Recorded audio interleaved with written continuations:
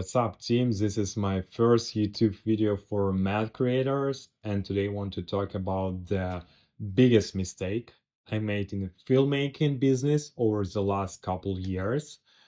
Mistakes that cost me time, money, and honestly a lot of energy.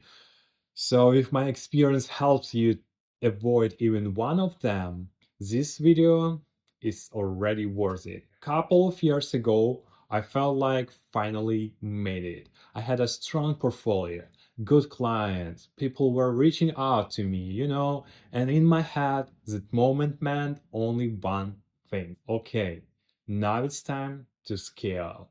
I thought if I will build a team, I will do more projects. If I do more projects, I will make more money. Simple logic? Yes. So I went all in. I hired a manager, an editor, a creative director, a sales manager, a marketing specialist. On the paper, it looked like a real production company. I was so honored. But here is the part nobody really talks about. So when you have a big team, you can't just disappear into creativity anymore, and you can't say, do whatever you want, I'll just show up and create, guys. Bye bye. So suddenly, most of my days is not about filmmaking, it's about calls, decisions, problems, deadlines, people, and people. And slowly, creativity moves on the background. After a few months of trying to balance creative work and business management, everything started falling apart. Why? Simple question. There were a lot of small reasons, but two big ones. So, first, I burned out completely. The second, I didn't have enough financial buffer for support a full team when things slow down, and that's a dangerous place to be, honestly. So, when I was focusing mostly on management, my creativity would drop down. When I decided to get in a production, the team just spent the whole time at the same place waiting for me. So I had the idea. What if I just find someone who can be on a set instead of me? But reality was that no one can replace my experience and your experience when you are creating in your own style, your eye, your taste, your decision making in real time on a set. That not something you can just delegate. Here's the real lesson. If you are a solo filmmaker and you want to grow, don't build a big team on the first stage. The best first step is not five new roles, it's one strong manager, someone who handles workflow, task, organization, so you can stay where you are the most valuable in creation on a set. So remember this, if you're a great artist, you need a great manager. At the early stage, this is only one teamwork model that actually works. Everything else comes later. When I really thought about my first mistake, I realized something simple. The video production model I dream about just doesn't work anymore. And not because it's bad, but because the world changed. Right now, you're competing not only with production companies, you're competing with everyone who can shoot the video. And honestly, that's almost everyone. So the market is completely oversaturated. And another thing I noticed, people don't really care about super clean, high-end, super polished videos. Simple content works better, sometimes even messy, because it feels real. So, and then there is AI.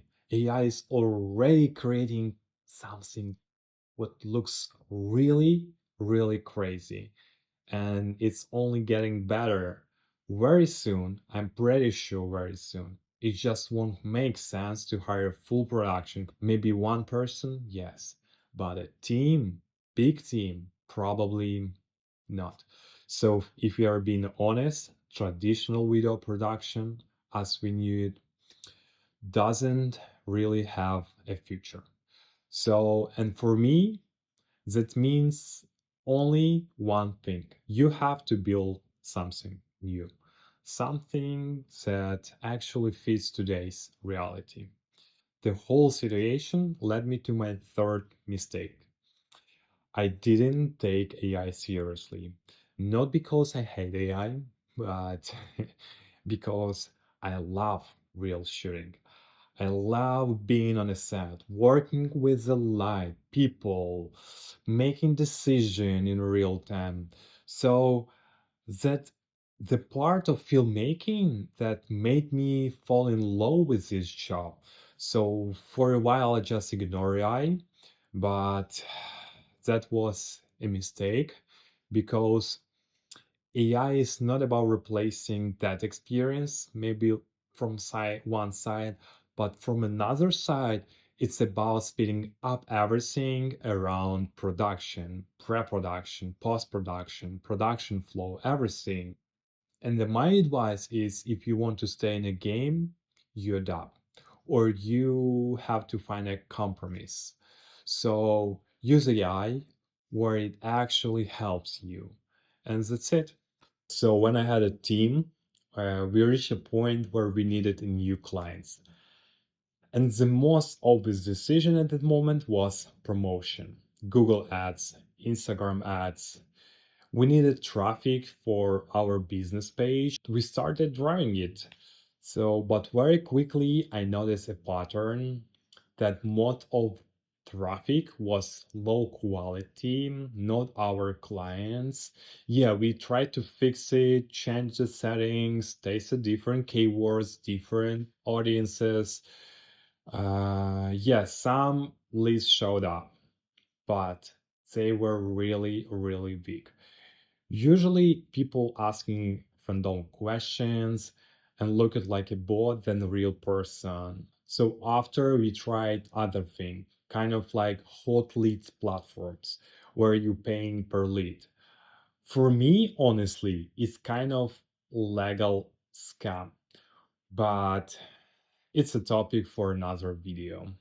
So all of these tools had same result. Money went out, leads came in, and then nothing. They didn't close, never. When I look at my numbers, honestly, promotion never really paid for itself. Sure, there was a few good cases, but overall, it was a loss. And here is the final part. While all of that was happening, leads coming from recommendations. So those people already knew what they want. They asked a few specific questions and were ready to move forward. And after the team fell apart, I finally understood what went wrong. Instead of investing in promotion, I should invest it in the products, in projects that speak for themselves. A strong video, a bold collaboration with the right artist, a music video you can submit for a festival, even renting specific gear for my project. You definitely know it that in our industry, a strong product promotes itself better than any ad ever. So that was the first lesson for me.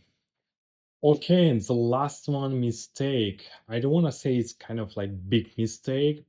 I could say it's kind of like really good advice for you guys. And do not be greedy because I was greedy. Everywhere I looked, people was screaming, raise your prices, charge more. If they are can't afford you, they are not your clients, and blah blah blah. And a lot of these cool guys in Instagram who are charging thousand for a simple Instagram reel. Yeah, that sounds great, but real life doesn't work like that. You can't blindly You can blindly follow this advice without looking at your actual situation. I could say ask yourself a simple question. Do you already have a strong base of clients who bring you constant work, or you are still surviving from project by project? Because here's what I did wrong. I raised prices for clients, and for them, new prices no longer made sense. So they left.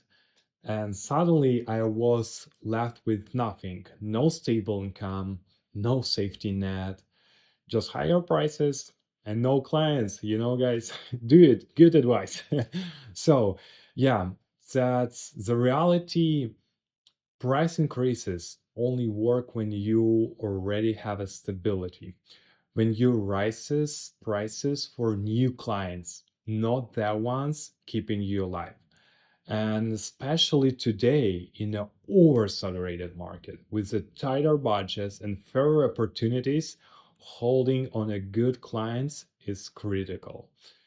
If someone is ready to invest in you right now, that's not something to take lightly. The smarter move is the grow with your clients. Offer them more value, new formats, new ideas, new tools. That's the way how both sides win. So, final thought, the industry has changed, the rules have changed. If you want to survive and grow, you have to adapt. Be honest with yourself, question popular advice, build real relationship, learn new tools, and focus on what actually moves forward.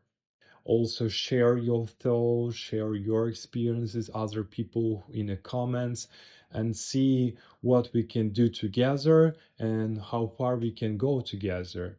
Because if you want to go fast, go alone. If you want to go far, go together.